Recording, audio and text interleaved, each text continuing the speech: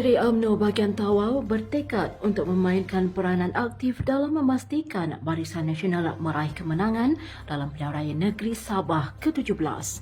Nur Atika Awang selaku Ketua Puteri UMNO Tawau menyatakan bahawa usaha memperkukuh jentera parti serta menarik sokongan wanita muda menjadi keutamaan mereka pada masa kini. Ujarnya menerusi program Gerak 17 yang baru-baru ini diadakan di Dewan Undangan Negeri Balong menjadi bukti tekad dan kesungguhan Puteri UMNO Tawau dalam menghadapi cabaran besar pada Pilihan Raya Negeri akan datang. Jelasnya kehadiran ribuan penyokong dari pelbagai lapisan masyarakat terutama wanita dan belia menggambarkan semangat kesatuan yang tinggi dalam usaha untuk memastikan Barisan Nasional kembali menawan Don Balong serta negeri Sabah secara keseluruhannya.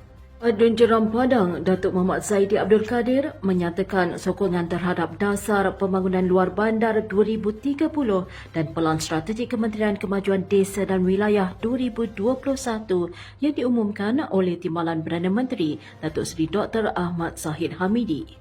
Jelasnya inisiatif ini bertujuan memastikan kesejahteraan rakyat khususnya di kawasan luar bandar melalui pelbagai usaha pembangunan holistik.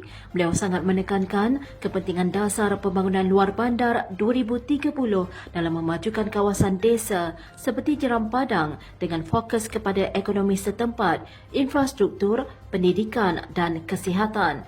Beliau pada masa yang sama menyambut baik usaha untuk meningkatkan kemudahan asas seperti jalan raya, bekalan air dan elektrik yang sangat diperlukan di kawasan luar bandar. Mengulas berkaitan peluang keusahawanan, beliau melihat peluang latihan kemahiran dan keusahawanan sebagai cara yang penting bagi mengembangkan potensi golongan muda terutama dalam ekonomi digital yang semakin berkembang. Mahkamah Agung Perancis semalam menolak sepenuhnya cabaran undang-undang yang difailkan oleh kumpulan yang mendakwa sebagai waris Kesultanan Sulu dan ini memberikan kemenangan penting buat Malaysia.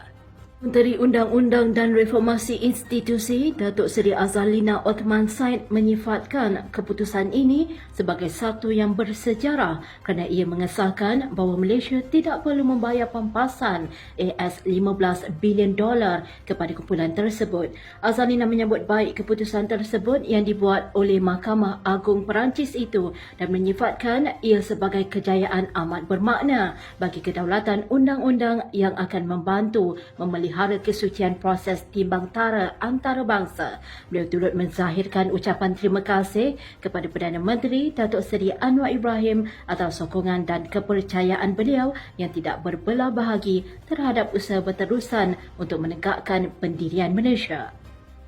UMNO bahagian BIFAD semakin rancak melaksanakan pelbagai program untuk rakyat termasuk kerjasama dengan Jabatan Kemas bagi mengukuhkan perpaduan masyarakat. Ketua UMNO bahagian BIFAD, Datuk Awang Asli Lakat menekankan kepentingan perpaduan yang dipupuk sejak awal lagi melalui program pendidikan. Program ini juga menyaksikan pembentangan oleh Pegawai Kemas Daerah BIFAD, Halik Udih yang dihadiri kepimpinan UMNO tempatan termasuk Ketua Wanita dan Ketua Puteri UMNO BIFAD. Dalam perkembangan lain, Awang Asli turut menjelaskan pelbagai usaha telah dilakukan bagi menyantuni masyarakat melalui Biro Kebajikan UMNO. Baru-baru ini sumbangan disalurkan di PDM Mansud dan Bundu termasuk bantuan kepada beberapa keluarga di Kampung Gimba yang akan melangsungkan perkahwinan anak mereka. Ahli Majlis Kerja Tertinggi UMNO, Datuk Seri Dr. Syamsul Anwar Nasarah menegaskan bahawa UMNO kekal berpegang kepada prinsip mempertahankan kepentingan Melayu dan Islam seperti yang ditekankan oleh Presiden UMNO, Datuk Seri Dr. Ahmad Zahid Hamidi semasa Perhimpunan Agung UMNO yang lalu.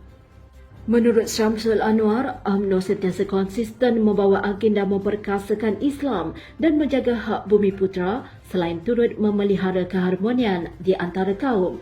Beliau mengingatkan ahli parti agar tidak mudah terpengaruh dengan dakwaan pembangkang yang mengatakan UMNO telah lari dari asas perjuangannya.